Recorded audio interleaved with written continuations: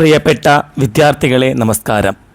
ശ്രീനാരായണ ഗുരു open യൂണിവേഴ്സിറ്റിയുടെ MA Malayalam 4ാം സെമസ്റ്ററിലെ ദൃശ്യകലാ സാഹിത്യത്തിൻ്റെ ഒരു ചോദ്യപേപ്പറാണ് നമ്മളിന്ന് ചർച്ച ചെയ്യാൻ പോകുന്നത്. 2024 ഡിസംബറിൽ നടന്ന പരീക്ഷയുടെ ചോദ്യപേപ്പർ നമുക്ക് നോക്കാം. ആദ്യത്തെ ചോദ്യങ്ങൾ ഏതെങ്കിലും 5 ചോദ്യത്തിന് അരപ്പുറത്തിൽ ഉത്തരം എഴുതണം. 2 മാർക്ക് വീതമാണ് ലഭിക്കുന്നത്. ഒന്നാമത്തെ ചോദ്യം, നാടൻ കലകളിലെ ദൃശ്യപൊലിമയ്ക്ക് കാരണമായ ഘടകങ്ങൾ ഏതെല്ലാം? നാടൻ കലകളിൽ ദൃശ്യസമ്പുഷ്ടി നിറയ്ക്കുന്നത് അവയിലെ വർണ്ണ ശബളിമയാർന്ന വേഷപ്പകിട്ടുകളും നൃത്തത്തിൻ്റെയും വാദ്യമേളങ്ങളുടെയും ഗാനമാധുരിയുടെയും സംയോജനവും നിറച്ചാർത്തുമാണ്. നാടൻ കലകളിൽ ദൃശ്യസമ്പുഷ്ടി നിറയ്ക്കുന്നത് അവയിലെ വർണ്ണശബളിമയാർന്ന വേഷപ്പകിട്ടുകൾ നൃത്തത്തിൻ്റെയും വാദ്യമേളങ്ങളുടെയും ഗാനമാധുരിയുടെയും സംയോജനം നിറച്ചാർത്ത ഇതെല്ലാമാണ്. ഗാനത്തിൻ്റെ വികാരത്തെ വെളിവാക്കാനുതകുന്ന താളബോധം തുടിച്ചു നിൽക്കും. ദൃശ്യകലകൾ രംഗത്ത് ആവിഷ്കരിക്കുമ്പോൾ പ്രേക്ഷകരും രംഗത്ത് അവതരിപ്പിക്കുന്നവരും തമ്മിൽ കലയിലൂടെ സുഗമമായ ആശയ സംവേദനമാണ് നടക്കുന്നത്. പ്രേക്ഷകർ കലാവതരണത്തിൻ്റെ ഭാഗത്തേക്ക് തന്നെയാണ് നോക്കുന്നത്. ഇത്തരം നാടൻ ദൃശ്യകലകൾക്ക് പിന്നിൽ വർഗ സ്വഭാവം പ്രകടമാണ്.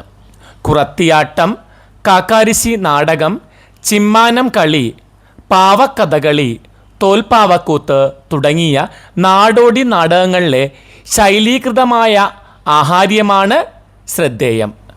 ചമയ വൈവിധ്യവും ധ്വന്യാത്മകതയും നാടോടി നാടകങ്ങളിലെ പൊയ്മുഖം വെപ്പുമൊക്കെ ഇത്തരം കലകളോട് ദ്രുതഗതിയിൽ പ്രേക്ഷകരെ ഇഴുകിച്ചേർക്കുന്നു. നാടോടി നാടക സ്വാധീനം പിന്നീടുള്ള പിൽക്കാല ദൃശ്യകലകളിലെല്ലാം തന്നെ കാണാവുന്നതാണ്. കുരുത്തോലയും പൂക്കളും ഉപയോഗിച്ചുകൊണ്ടുള്ള അലങ്കാരങ്ങളും മരം കൊണ്ടും കവുങ്ങിൻ പാള കൊണ്ടും ഉണ്ടാക്കിയ മുഖാവരണങ്ങളും പ്രാചീന ദൃശ്യകലാവിരുന്നിന് മിഴിവേകുന്നുണ്ട്. കുരുത്തോലയും പൂക്കളും ഉപയോഗിച്ചുകൊണ്ടുള്ള അലങ്കാരങ്ങളും മരം കൊണ്ടും കവുങ്ങിൻ പാള കൊണ്ടും ഉണ്ടാക്കിയ മുഖാവരണങ്ങളും പ്രാചീന ദൃശ്യകലാവിരുന്നിന് മിഴിവേകുന്നു. പാവകളിയിലെ കളിപ്പാവകളും തോൽപ്പാവകളുമെല്ലാം കുടിയേറ്റ കലാചാരുതയാണ് പ്രകടമാകുന്നത്. പലവിധത്തിലുള്ള വേഷങ്ങൾ കെട്ടി അഭിനയിച്ചുകൊണ്ട് ജനങ്ങളിൽ ഹാസ്യരസം ഉണർത്തുന്ന പൊറാട്ട് എന്ന നാടോടി നാടക വകഭേദങ്ങളും ഉത്തര കേരളത്തിലെ പുള്ളുവന്മാർ കുട്ടികളെ ബാധിക്കുന്ന ഗ്രഹണി രോഗത്തിൽ നിന്ന് രക്ഷിക്കാനായി നടത്തുന്ന അനുഷ്ഠാനത്തിൽ വർണ്ണധൂളി ഉപയോഗിച്ചുള്ള പുള്ളുവ പക്ഷിയുടെ ചിത്രണവും ഗന്ധർവൻ തുള്ളലിൽ കണിയാന്മാർ വരയ്ക്കുന്ന ഗന്ധർവൻ്റെ വർണ്ണപ്പൊടിയിലുള്ള ആലേഖനവുമൊക്കെ നമ്മുടെ നാടോടി കലയിൽ നിലകൊള്ളുന്ന ദൃശ്യ സാധ്യതയുടെ അനന്തവിഹായസാണ് തുറന്നു കാട്ടുന്നത്. പ്രകൃതിജന്യ വസ്തുക്കളാൽ ലഭ്യമാകുന്ന ഭാവനാചാതുര്യവും പ്രകൃതിയോടിണങ്ങി നിൽക്കുന്ന പശ്ചാത്തലം ഒരുക്കുന്ന ദൃശ്യ ശ്രാവ്യാനുഭവങ്ങളും ദേവതകളെ പ്രത്യക്ഷത്തിൽ കാണുന്ന അവസ്ഥയാണ് ഉളവാക്കുന്നത്. രണ്ടാമത്തെ ചോദ്യം, തെയ്യങ്ങളുടെ രൂപവൈവിധ്യത്തിന് അടിസ്ഥാനമായ ഘടകങ്ങൾ എന്തെല്ലാം? തെയ്യം, തിറ എന്നിവയുടെ രൂപവൈവിധ്യത്തിന് അടിത്തറ മുടികളുടെ വ്യത്യാസമാണ്. തെയ്യം തിറകളുടെ രൂപവൈവിധ്യത്തിന് അടിത്തറയാകുന്നത് മുടികളുടെ വ്യത്യാസമാണ്. ആരാധനയിലും ആചാര അനുഷ്ഠാനങ്ങളിലും രൂപത്തിലും തെയ്യങ്ങൾ വൈവിധ്യം പുലർത്തുന്നു. വ്യത്യസ്ത സമുദായക്കാരാണ് ഓരോ തെയ്യവും കെട്ടിയാടുന്നത്. പുലയർ, കോപ്പാളർ, വേലർ, മലയർ എന്നിവരുടെ തെയ്യങ്ങൾക്ക് കുരുത്തോലയാണ് കൂടുതൽ വേണ്ടത്.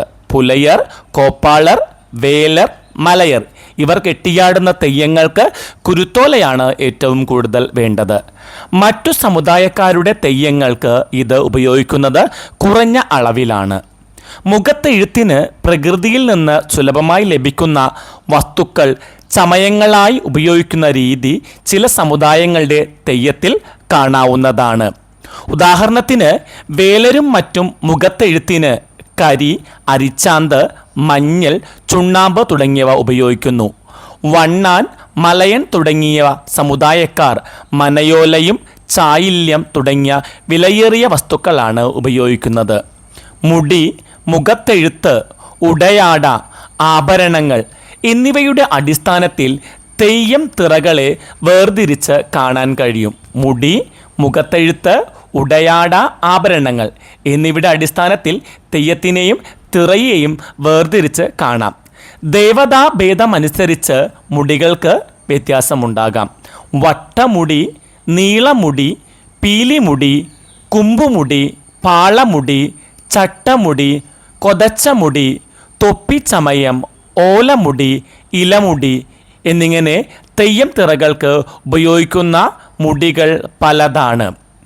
ഒന്നും കൂടി പറയാം. വട്ടമുടി, നീളമുടി, പീലിമുടി, കുമ്പുമുടി, പാളമുടി, ചട്ടമുടി, കൊതച്ചമുടി, തൊപ്പിച്ചമയം, ഓലമുടി, ഇലമുടി എന്നിങ്ങനെ തെയ്യം തിറകൾക്ക് ഉപയോഗിക്കുന്ന മുടികൾ പലതാണ്.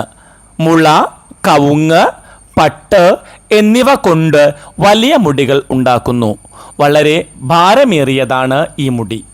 കടമ്പേരി ഭഗവതിയുടെ തിരുമുടിക്ക് 101 കവുങ്ങുകൾ ഉപയോഗിക്കുന്നു.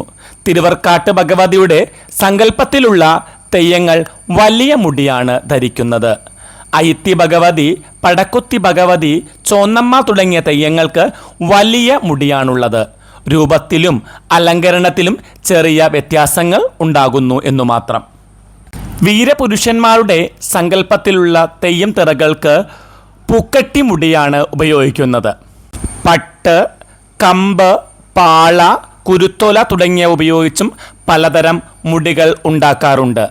പട്ട്, കമ്പ്, പാള, കുരുത്തോല എന്നിവ ഉപയോഗിച്ച് മുടികൾ നിർമ്മിക്കുന്നു. തെയ്യങ്ങളുടെ രൂപവൈവിധ്യത്തിന് അടിസ്ഥാനം മറ്റൊന്ന് ഉടയാടകളാണ്.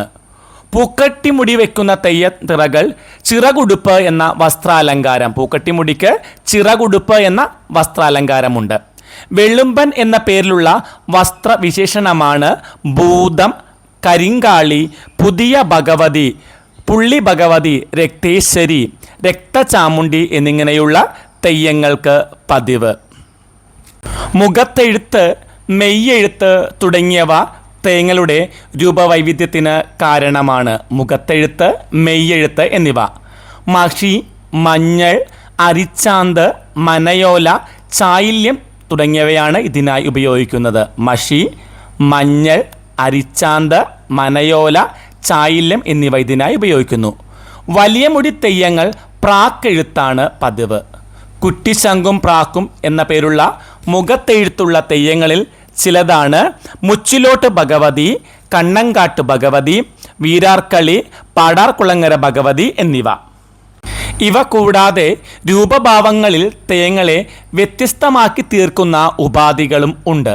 പൊയ്മുഖം, പൊയ്ക്കണ്ണ്, പൊയ്നാക്ക്, പൊയ്ക്കാത് എന്നിവ രൂപവൈവിധ്യത്തിന് ഇടയാക്കുന്നു. പൊയ്മുഖം, പൊയ്ക്കണ്ണ്, പൊയ്നാക്ക്, പൊയ്ക്കാത് എന്നിവ രൂപവൈവിധ്യത്തിന് കാരണമാകുന്നു. പൊട്ടൻ, ഗുളികൻ എന്നിവയുടെ മുഖത്ത് കണ്ണാമ്പാള വെച്ച് കെട്ടുന്നു. ഭൂതത്തിൻ്റെ പൊയ്മുഖം ഹാസ്യജനകമാണ്. ഹാസ്യവും ഭയവും ജനിപ്പിക്കുക മാത്രമല്ല, ചില പ്രത്യേക ആശയസങ്കല്പങ്ങളുടെ പ്രതിരൂപാത്മകമായി ആവിഷ്കരിക്കാനും മുഖാവരണത്തിന് കഴിവുണ്ട്. തെയ്യങ്ങൾക്ക് രൂപഭാവവൈവിധ്യം വരുത്തുന്ന മെയ്യാഭരണങ്ങളും ഉണ്ട്. കൈവള, കടകം, കയ്യുറ, ചെന്നിപ്പത്തി, ചിലമ്പ്, തലപ്പാളി എന്നിവ മെയ്യാഭരണങ്ങളാണ്. കൈവള, കടകം, കയ്യുറ, ചെന്നിപ്പത്തി, ചിലമ്പ്, തലപ്പാളി. അരയിൽ കെട്ടാനുള്ള ചമയങ്ങളിൽ പെടുന്നതാണ് അടുക്കപ്പലക, വളയൻ, അരിയൽ കെട്ട്, ഒട്ടിയാണം എന്നിവ. ചെയ്യാക്ക് 2 കാതുകൾക്കും സമീപം വെച്ച് കെട്ടുന്ന അലങ്കാരമാണ്. ചെയ്യാക്ക് എന്നത് 2 കാതുകൾക്കും സമീപം വെച്ച് കെട്ടുന്ന ഒരു അലങ്കാരമാണ്. ചെണ്ടത്താണി എന്ന തലച്ചമയം ചില തെയ്യങ്ങൾ ഉപയോഗിക്കുന്നുണ്ട്. തെയ്യങ്ങളുടെ മുടികളും ഉടുപ്പുകളും കോലക്കാരായ ഗ്രാമീണ കലാകാരന്മാർ സ്വയം നിർമ്മിക്കുന്നവയാണ്. ഇതൊരു 2 മാർക്കിൻ്റെ ചോദ്യമാണെങ്കിൽ കൂടി ഞാൻ വിശദമായി തന്നെ ഇതിന് ഉത്തരം പറയുന്നുണ്ട്. ഇത് വേണമെങ്കിൽ ഉപന്യാസ ചോദ്യമായിട്ടും ചോദിക്കാവുന്നതാണ്. അതുകൊണ്ട് തന്നെ ഈ ചോദ്യം എല്ലാവരും നന്നായി പഠിച്ചു വെക്കണം കേട്ടോ. അപ്പോൾ തെയ്യത്തിൻ്റെ രൂപവൈവിധ്യത്തെക്കുറിച്ചാണ് നമ്മൾ പറഞ്ഞത്. മുടികളുടെ വ്യത്യാസം, ഉടയാടകൾ, മെയ്യാഭരണങ്ങൾ എന്നിവയാണ് തെയ്യത്തിൻ്റെ രൂപവൈവിധ്യത്തിന് കാരണമാകുന്നത്. അപ്പോൾ തെയ്യത്തിൻ്റെ രൂപവൈവിധ്യത്തിന് കാരണമാകുന്ന കാര്യങ്ങൾ ഏതെല്ലാമാണ്? മുടികളുടെ വ്യത്യാസം, ഉടയാടകൾ, മെയ്യാഭരണങ്ങൾ. ഇത് വിശദമായി എഴുതുമ്പോഴാണ് ഉപന്യാസമാകുന്നത്. അല്ലെങ്കിൽ 2 മാർക്കിന് ചുരുക്കി എഴുതിയാൽ മതിയാകും. 3ാമത്തെ ചോദ്യം, മോഹിനിയാട്ടത്തിൻ്റെ അവതരണ രീതിയിലെ പ്രത്യേകതകൾ എന്തെല്ലാം? മോഹിനിയാട്ടം എന്നത് കേരളത്തിൻ്റെ തനത് ക്ലാസിക്കൽ കലാരൂപമാണ്. ദക്ഷിണേന്ത്യയിലെ ക്ഷേത്രങ്ങളിൽ നടന്നിരുന്ന ദാസിയാട്ടത്തിൽ നിന്ന് പരിഷ്കരിച്ചെടുത്തതാണ് മോഹിനിയാട്ടം. ഇന്ന് കാണുന്ന രീതിയിൽ മോഹിനിയാട്ടം രൂപപ്പെടുത്തിയത് സ്വാതി തിരുനാളായിരുന്നു.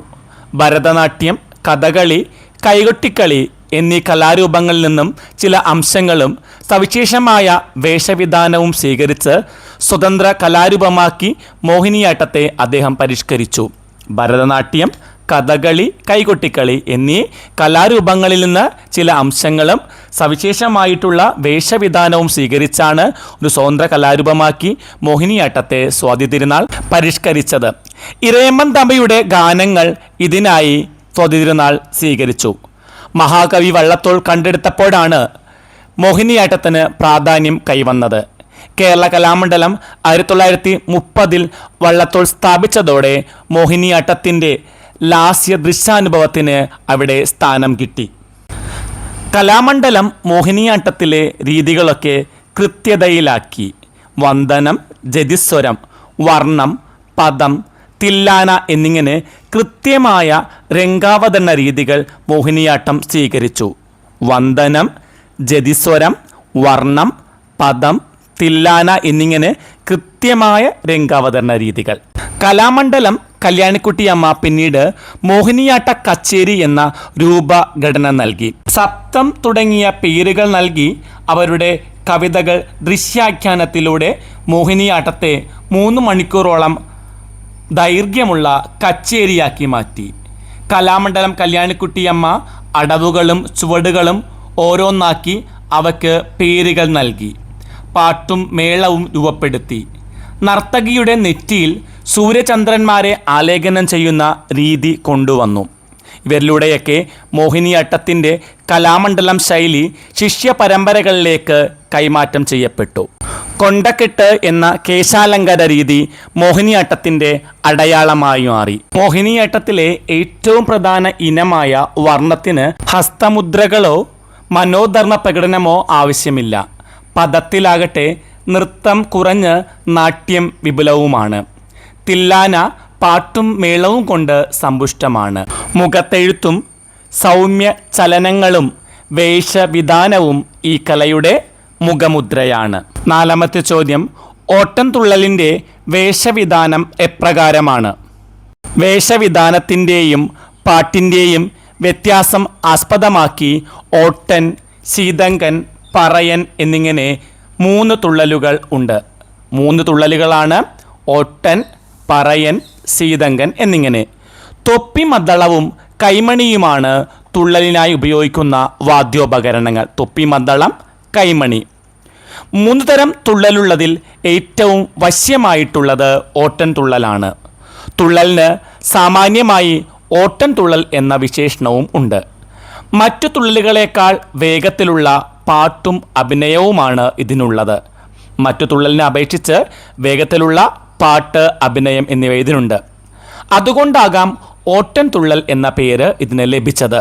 മുഖത്ത് പച്ച തേച്ചും കണ്ണും പുരികവും കരിമഷി എഴുതിയും ഉടുത്തുകെട്ടും തോൾവളയും ഹസ്തകടകവും കാൽ ചിലങ്കയും കൂടിച്ചേരുന്നതാണ് ഓട്ടൻ തുള്ളലിലെ വേഷവിധാനം. മുഖത്ത് പച്ച തേക്കുന്നു, കണ്ണ് പുരികവും കരിമഷി കൊണ്ട് എഴുതുന്നു, ഉടുത്തുകെട്ട്, തോൾവളയം, ഹസ്തകടകം, കാൽച്ചിലങ്ക. തലയിൽ കൊണ്ട കെട്ടി അതിനു ചുറ്റും അലങ്കാരം അണിയുന്നു. ഇഷ്ടദേവതാ വന്ദനം, ഗുരുക്കന്മാരെക്കുറിച്ചുള്ള സ്തുതി, ദേശകാലസ്ഥിതികളുടെ സൂചന എന്നിവയോട് കൂടിയവയും ഇതല്ലാതെയും നേരെ കഥയിലേക്ക് നയിക്കുന്നവയുമായ ഓട്ടൻ തുള്ളൽ കൃതികളുണ്ട്. ഇന്നത്തെ ക്ലാസ് നമുക്ക് ഇവിടെ അവസാനിപ്പിക്കാം. മറ്റൊരു ക്ലാസ്സുമായി കാണും വരെ എല്ലാവർക്കും നന്ദി, നമസ്കാരം. ക്ലാസ്സുകൾ എല്ലാവരും നന്നായി കേൾക്കുക. ക്ലാസ് ഇഷ്ടമായിട്ടുണ്ടെങ്കിൽ ലൈക്കും ഷെയറും കമൻറ്റുമെല്ലാം പ്രതീക്ഷിക്കുന്നു. സബ്സ്ക്രൈബ് ചെയ്യാത്തവരുണ്ടെങ്കിൽ സബ്സ്ക്രൈബ് ചെയ്യുകയും ഷെയർ ചെയ്യുകയും ചെയ്യുമല്ലോ. വീണ്ടും ഒരിക്കൽ കൂടി കാണും വരെ എല്ലാവർക്കും നന്ദി, നമസ്കാരം.